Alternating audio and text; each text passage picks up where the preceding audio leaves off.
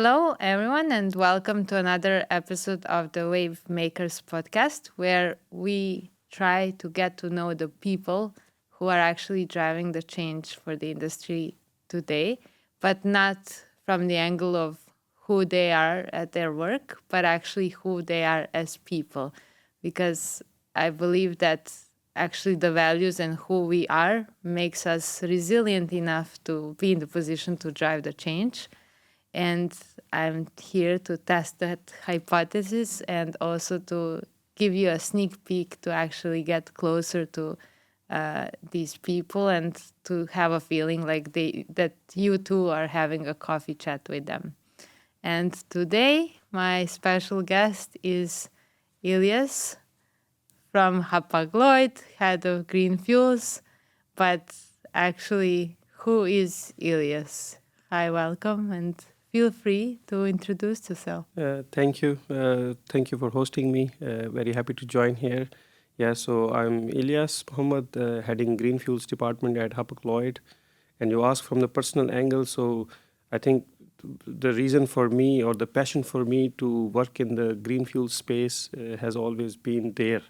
During my university days, I was very active in social change, politics, I always thought how I can connect my chemical engineering education with some doing some work for the society and helping the society. And there at that time, I picked environmental engineering as my specialization. And then as I moved forward, I worked a lot in energy sector in different energy related projects. But then I think I was fortunate enough to also become the first mover when it came to e-fuels production technologies while I was working at Halder Topsoe, working with e-methanol production technologies. And that, of course, then helped me to move to the shipping sector. And then when I saw and learned more about that, how much is the climate change effect due to the fossil industry and the greenhouse gas emissions associated with them, and overall the impact of shipping sector on it. I think that all, and then the role which I got in the shipping sector to drive this change, this had all helped me to then to drive that motivation which I already had with me to become part of this change. And I originally come from Pakistan, and my hometown is located in between two largest rivers of Pakistan, and we see frequent floodings due to the climate change, and that has also a personal impact on us as a community there.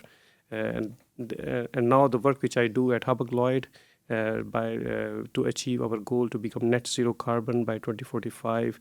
And this cannot be achieved. This goal cannot be achieved without adopting green fuels, and that's very self-fulfilling. It's very satisfying. And each day, when I go for work, when I meet people, when I engage with the project developers, support them in the project development of the green fuels, that's very satisfying, I would say. I think that helps you also overcome any resistance, like even when the day is tough, right? But when you go home or wake up in the morning and okay, I'm doing this for the greater good, right? You get that extra boost of energy to keep you going. Yeah. Is that you're one of the most curious people I've met, actually. And ever since I met you, I was so amazed by how deep you go into understanding why things work the way they do. And I could imagine that kind of like that deep curiosity, even from your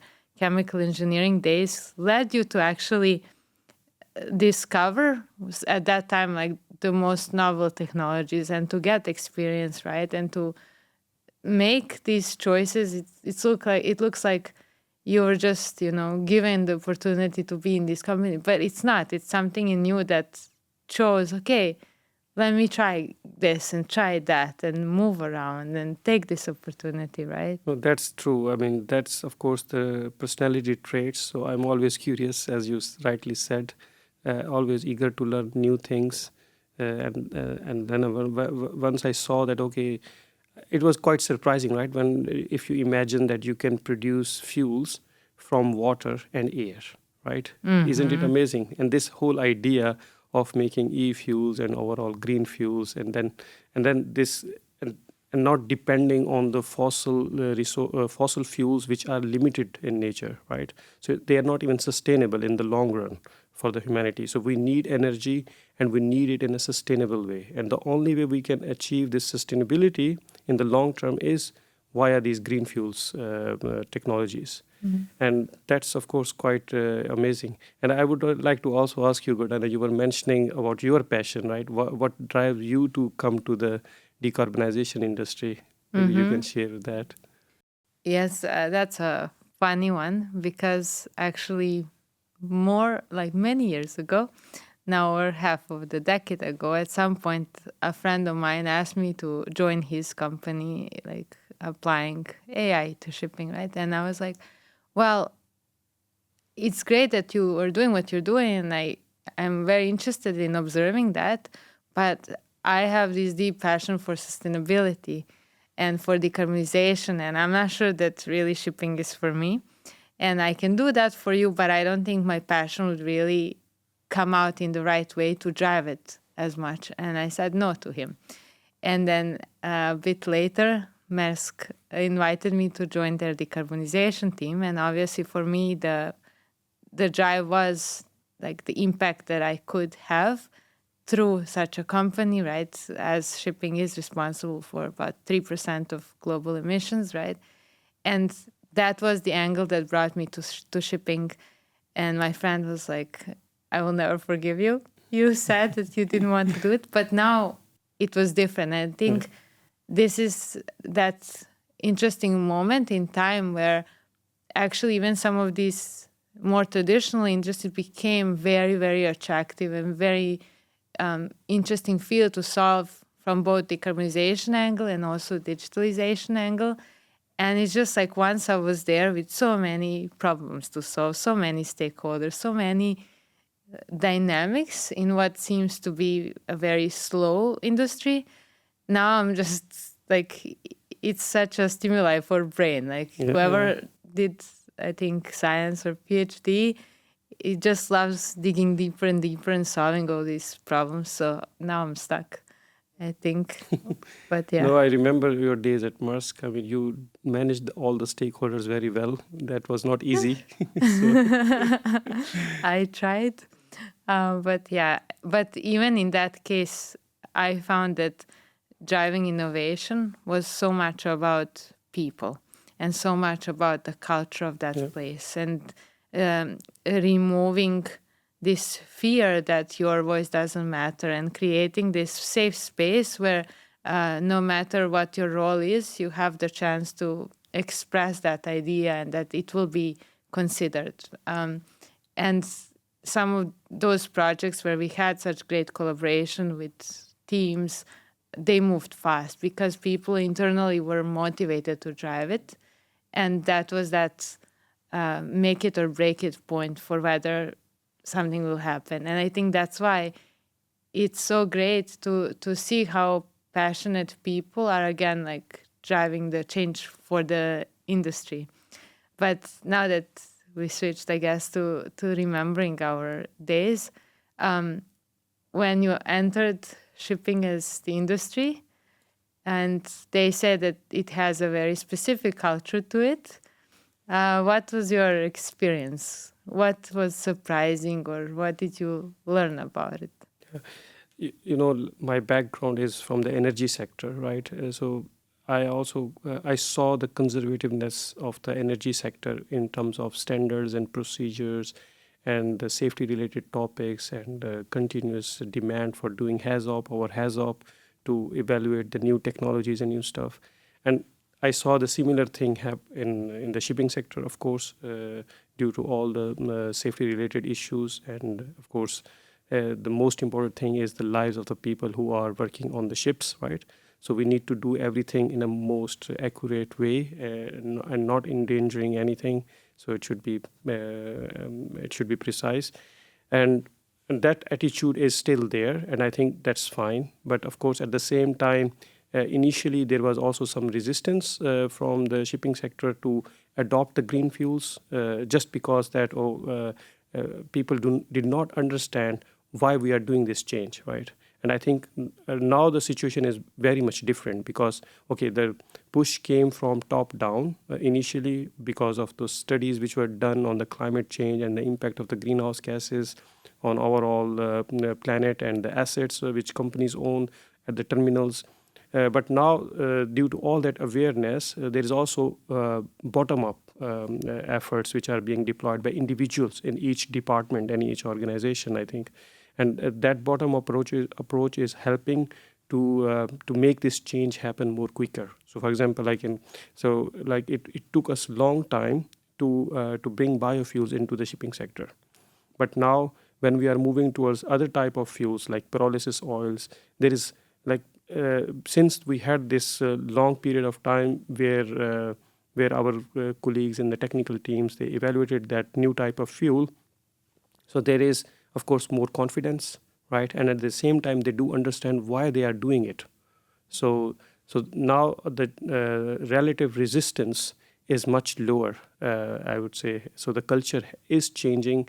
So we recently did Bio-LNG bunkering, and I went on the board to witness the bunkering. I met the chief engineer and the technicians there, and we explained them why we are doing it, what is Bio-LNG and how it is produced and how it is good for the planet. So they were all very motivated, right? So they give, and all the port authority colleagues and the bunkering company, all the parties involved, we briefed them, okay, why this is important, what is the significance of this this Bio-LNG bunkering, which is one of the world's largest Bio-LNG bunkering in the world, and that helped them to get motivated and become part of that story, right? That they are this is not just simple bunkering or any other event, right? This is a history you are making here. So, and that was very good, right? And things went very well. So it was very successful bunkering, and we had Yeah. nice time there. Yeah. I can imagine for them like being able to be a part of the history, right? Yeah. The element of, again, whether it will continue to be successful depends on how much they collaborate with the office, for example, right? So actually, if they are very much involved and motivated, and the uptake of the new ways and other new technologies, because if this is now the first and they feel good about it, likely those will be the champions for anything next that you introduce, right? And then that is a ripple effect. And as they say for shipping, like it's like moving the whale, right? It takes a lot to move it, but then it kind of like follows. Then its inertia moves it itself, right? Yeah. So I think that's what's happening now. So there is there had been initial resistance, and now the acceleration has been there. So it's moving in the right direction. So you're right. Does it ever feel like things are moving too fast? I think so, right? I mean, remember when we started and where we were, right, at when we were at Maersk. And now when I see at Hapag-Lloyd, the way things are moving overall, and also in other companies, and overall in the shipping sector, and on the regulatory side, right, we saw now EU ETS coming, EU Maritime coming, IMO is coming with some sort of global tax on, and then the cargo owners who stepped up, right, and made the commitments and started paying premiums on green fuels. So all in all, this whole momentum which has been built up, it's like moving or pushing the decarbonization of the shipping sector forward and forward. Yeah. Mm-hmm. I can also resonate with that. Like even back in the Maersk days when I was pushing for innovation, initially it was like, I remember one of the project managers in the beginning came to me and he said, Cordana, this decarbonization, is that really a thing? Like, and I was like, yeah, it's a thing. And then he was like, oh, I have this project. I did it like, I don't know how many years ago. And actually, these solutions and people were thinking about it. Yeah. And it's just that they didn't feel like they can drive it because they are maybe a small piece in the whole pie, right? Yeah.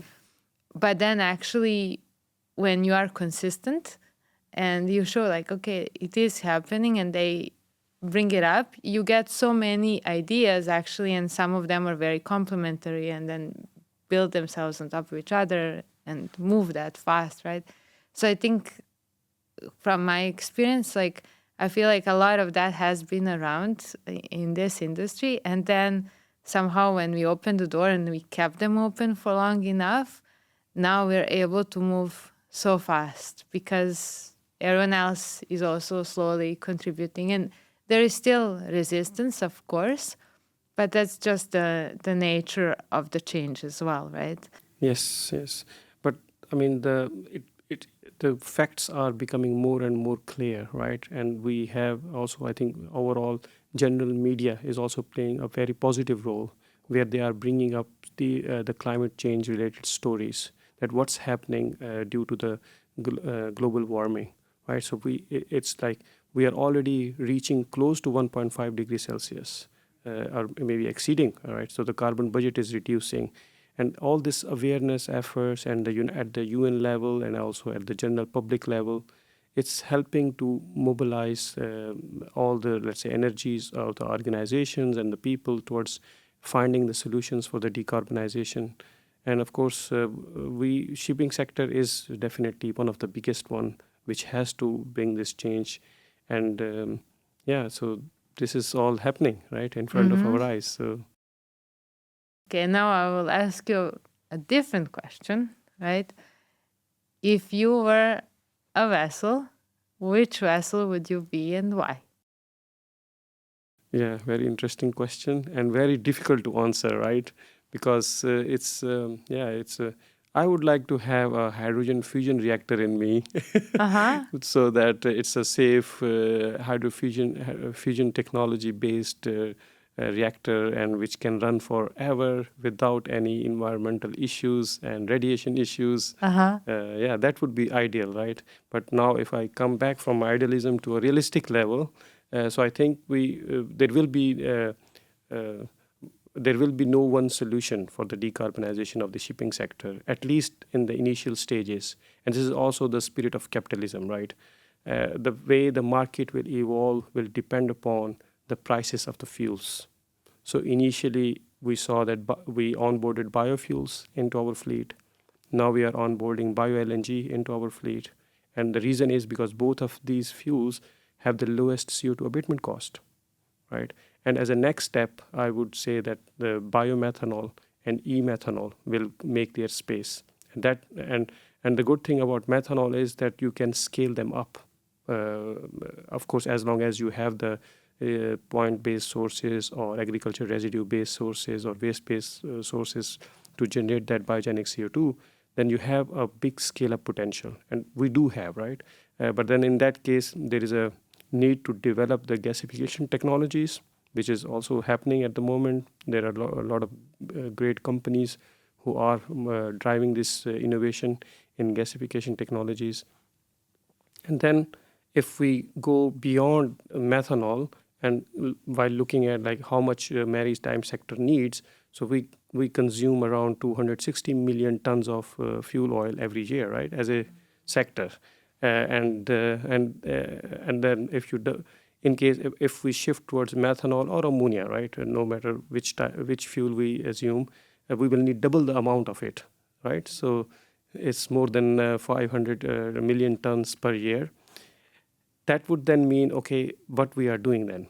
So what fuel can be scaled up to this level of demand of more than 500 million tons, and then the only thing which comes into mind is ammonia, because like I said, this was let's say a lightning effect for me when I realized that you can make fuel from air, which is nitrogen, 78% nitrogen in the atmosphere, and water by doing electrolysis. So hydrogen and nitrogen, and make ammonia out of it.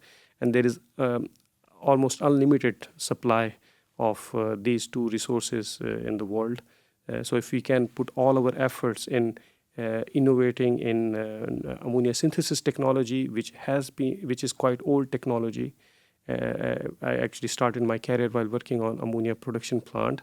So it has been there for more than 100 years, this technology. So there is, and people think that it is mature, but I don't think it is. There is still room for developing some technologies which can produce ammonia in an electrolyzer directly, right, instead of in the fixed bed reactors, which is a traditional technology. And that can change this whole game, right? The economy of scale which we can achieve with ammonia, and overall the capacities which we can develop for the ammonia production, then can help us to fully decarbonize the maritime sector and move away from the fossil fuels. I do actually remember that time in the office when we were talking about ammonia, and you said like, I was working with ammonia. I was in ammonia plant, and everyone just looked at you like, "What?" You at that point you seemed like a superhero. Like, wow, resilience. But how was that like for you working with ammonia? Let's say because today people fear it, right? They look at the risk and the toxicity and how it went. How was it for you at that time when you had close contact with it? So, of course, it's toxic gas, right? And there are safety issues, and you need to learn how to handle ammonia, and what to do when you are exposed to ammonia. And this learning is not new. This is there in that industry, right? So, when you work on an ammonia plant, you get proper training, you wear proper PPEs, and of course there is some exposure to ammonia. I have inhaled ammonia a couple of times while working at the plant, but of course then you have also the solutions to mitigate those impacts. So the point is that this is manageable, right? Because we as a humanity, we have been managing ammonia for years over years, for decades over decades, right? So there is a lot of experience in ammonia production industry, ammonia cargo industry. So those learnings can be translated into the maritime sector, in the container shipping and other bulk carriers or other sectors. Like, for example, if you see, like when I was on this Brussels Express, our LNG vessel, on this Bio-LNG bunkering trip. So I wanted to visit ammonia storage tank at the vessel, but they told me it is not allowed due to the safety issues. So then and that was pretty amazing, because it's a sealed storage place where no one is allowed to go. That means that the exposure will be quite limited in that storage tank environment, right? And then the learnings which we also had in the maritime sector from the LNG, this double pipe system which can avoid the leakages. So all those technical learnings will help us in solving the safety issues related to ammonia. So I think these are solvable challenges. Yeah. Yeah. But the issue is that when ammonia comes into the picture in the overall, let's say, green fuels supply chain, and that will be, of course, depend upon the market forces. That when the marginal price of methanol will become close to the ammonia prices, then ammonia will become viable for the shipping sector. So I think that's the only thing, but it will come, and we will run with multiple solutions, multiple fuels for some decades. And then I think the companies who are ordering now the dual fuel vessels, whether it is LNG or methanol, or hopefully in future ammonia, they will all run with their time. But then let's say by 2050, we should have then at least one winner fuel, and then we will see what is that. Really? Okay. Let's see that. Yes. So what is your superpower? Personally, it can be just like, I'm a great coffee drinker. No, my superpower is, I think, my family, right? My 2 kids and my wife, right? So their support and and their trust in me, their confidence in me, and their the way, I mean, I get energy from my family, and when I spend time with them, when I play with my children, so that's, and their future life, right? So that's very motivating. So I'm very happy that I'm lucky to work in a sector where I can create a positive impact for the coming generations, right? And having your own kids and seeing them growing, and then you feel let's say, the love which all other parents can have for their children, right? For their coming generations. So it's like a, let's say, universal connection of for the future generations, which then gives you the power to work more harder and harder. Now that you mentioned that, I remember it's like when I was a kid, my dad, he's a petroleum engineer, right? So all I kept seeing around the house were drawing of drilling spots and all kinds of stuff. But I was there, and he didn't try to directly teach me, but he did tag me like along, and he would take me to these places, and I would observe how he interacts with people, what they do when the work is not ongoing.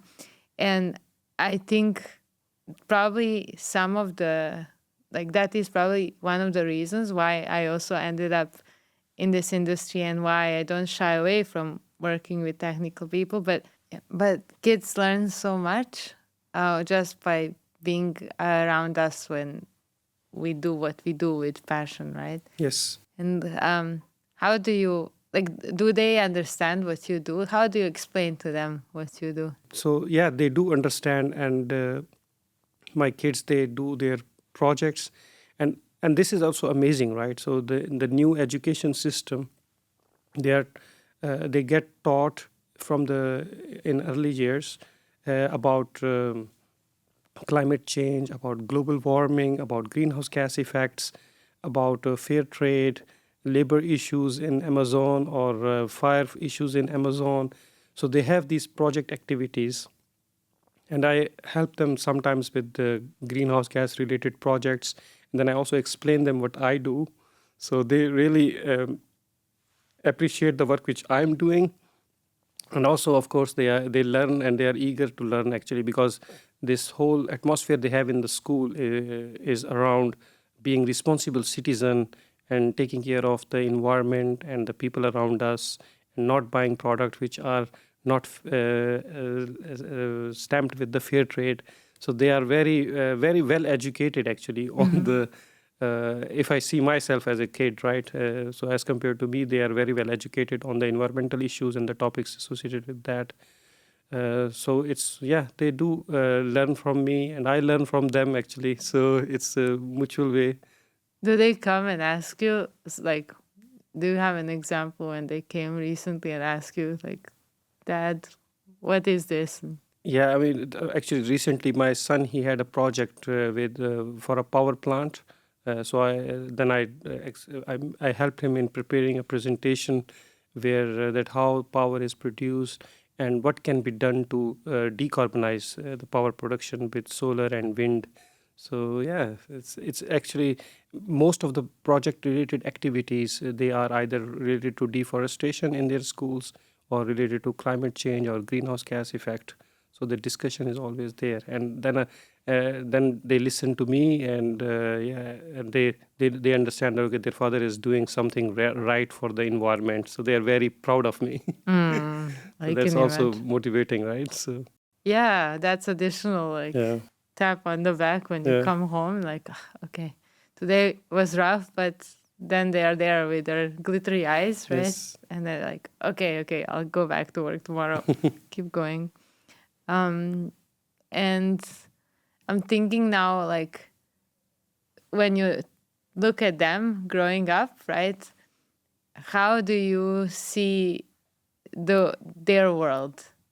If we look at the future in which they live, how do you think it would look like? And it can be from the perspective of decarbonized world or digitalized world or automated world, a mix. yeah.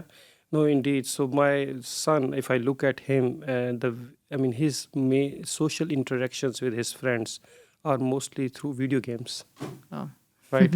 So, and he really values the assets he has in the virtual world. So, and this is, and he believes in it, right? And I think he's not the only one who thinks like it. All his other friends and all the other small kids who are growing up in this age and time, they are digital people, basically. Some of their life is in the digital world, and they feel it's real. But of course, it does not mean that they are just there. They interact socially there. Because the video games they play, they are also cooperative in nature, so they cannot play alone. So for example, when I look at my son, he never want to play alone any video game. So he always want to talk with his friends while playing, and they develop strategies how to engage with different enemy forces or whatever games they play, right? But that's, I think, from the digitalization point of view, these kids are this generation which is growing now as children. They are very much technologically advanced, and they feel they think technology is part of their life, and it's their day-to-day thing, right? Mm-hmm. And then if I look at my daughter, she is amazing, right? So she is into singing, and she is into drama and theater and studies. So of course it will be, I think, and it also depends on personalities, right? So there will be people who are more into digital stuff, but then there are also people who are more into social stuff, right? Who are active in the social atmosphere in the real world. So we will see both. Yeah, and from the decarbonization perspective, what I see is, I mean, these kids are already educated about the environment and the impact of the global warming and climate change into their lives, and so that will make them, I think, conscious buyers of products, and that will then, of course, automatically drive the change towards the decarbonization. So when I hear you saying that, I'm also thinking how it actually goes quite well with, let's say, the innovation in the industry, right? Like we are moving to that, let's say, greener fuel future, right? And then as they are educated, like once we mature things a little bit, then they will be able to consciously take it up and like keep going with it. But Yes. also in terms of this augmented reality way of working and navigating the vessels, right?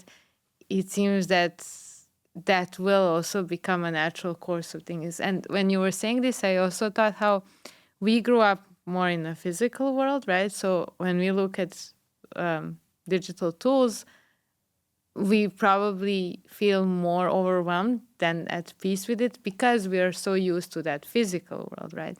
But then if you reflect on your son experience, he's learning how to bond through a digital world, right? Yeah. So maybe actually in the future, he wouldn't necessarily feel isolated in it, right? Because it's a habit that is kind of like growing along. And now when you were mentioning it, I actually reflected on it and like, I didn't think about this in this way before. Yeah, I'm reading this book called World for Sale.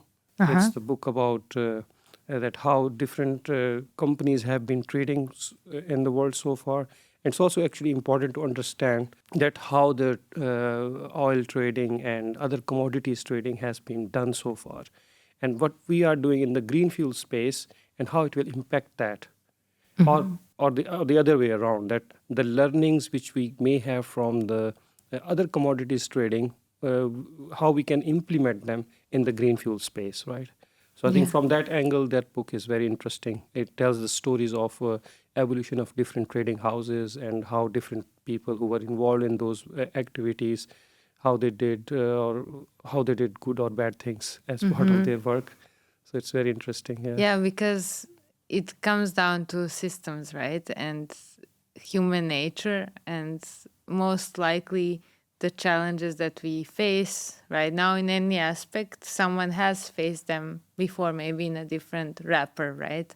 But at the core, the nature of these problems, challenges, ways to go about it has been tackled at some point. And like maybe we don't revisit the history to understand what drives us as humankind, I guess, enough. And one thing which there is a story about Rumi, and one can deduce the conclusion from it, or also overall the concept which Rumi put forward.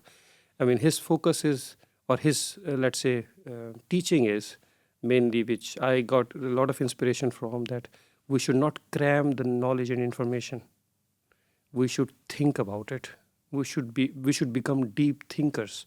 I mean, not only just about outerly world, but also inner world, right? And then create a balance between outer and inner worlds. Mm-hmm. And I think that has been quite quite revelatory for me, because we try to collect a lot of information, put a lot of time on thinking here and there, but then we forget about our inner self, right? Because everything which comes from the outside, it is impacted the way we think, the way we have our mindset framed. So if our mindset is not there to do something for the good, then we cannot create that impact, right? So it's important. It's equally important to have this inner motivation for the positive change, and it, and I think also there is a side effect of capitalism, right, where we think that greed is good, right? Of okay, greed is good in the sense that it can help us create some competitive economics in the society, but what is good for living a better life? It's not greed. It's being a good person, right? As an entrepreneur, right, things go wild, right, day to day. And I've also learned on this journey that it is, if I look at it as a journey for self growth and self reflection, it's the best teacher. Because even if it comes to like having a potential customer meeting, right, and people asking certain questions or not, sometimes there's more to it behind of what they're saying, and you need to understand the motivation, the underlying reasons, or even if they say something that you don't like, right, instead of just like the ego wants to be liked, right, so the ego will have that reaction, but actually it will trigger something that you haven't resolved within you, right? Yes. And it can serve, like if you just look at it from the ego perspective, you will feel emotions. Yeah. But if you like observe that and see, okay, it's guiding me to something. What is it about this question? Like, is Yeah. it some belief that I have? Maybe I didn't consider this perspective, right? And then it becomes very interesting. Yes. Yes. And even in my case, like if some behavior of a competitor is there, like I can look at it and be really upset about it, right? Or I can be like, okay, this person is challenging me to be more resourceful, Yes. to try to find a different way. And it's a puzzle, right? Yeah. Yeah. Yeah. And I think reminding myself, and it is a daily process, right? So, because again, the nature is like, but you need to take a moment. But if you look at it in that way, then it becomes the journey. Okay, I have my mission, vision, and everything else is this process of navigating to, okay, what I think is my sort of a truth, right? Yeah. Yeah. Yeah. Yeah. And that's dictated by beliefs, but also by getting to know different people. Yes. Yes. You also start realizing more how you fit in that equation, and you learn more about yourself and question your beliefs, Yeah, right? yeah, yeah. No, I think this point which you mentioned is very important, especially when you wanna when you are with customers. And I think the another important point is also to not to get offended or to as you say, not to control your ego and taking it as a positive energy, but also ask questions, right? So if someone is saying something about something, then okay, maybe I don't understand it. Ask the question, ask the right questions. I think that then helps to understand customers' pain points, and then of course then you can develop a product or a strategy to solve their pain points, right? And then it's very easy to sell. I mean, in Topso, I used to be a sales manager, so I learned it through that process. Yeah, I think this is important: asking right questions, and that helps in overall in executing the deals. Does that learning still stick around? Is it still It important? is. It is still important because when I discuss with the project developers about the long-term off-take contracts, then of course, if I don't ask the right questions, and if they don't ask me the right questions, we cannot understand each other's point of view, right? So whenever this is actually my strategy. So whenever I get stuck in a negotiation process, then I just take a pause and start asking questions one after the other, and then we solve the issue. Okay. Oh wow, that was long. Yeah, it flies by when you relax. Initially, it's a Yeah. conversation, right? Thank you. Is there anything that you would like to add? No, thank you very much for inviting me. It was a great conversation. I really enjoyed it. Yes, thank you very much. A different one. Yeah, it's a really Different type different one. of maritime talks. Yeah, yeah. But I do think that there's so much to learn from that. And maybe, maybe we gave people some useful tips and Yeah. some useful books. And maybe that will help them also solve problems in decarbonizing maritime. Yes. But thank you so much for Thank being you. adventurous.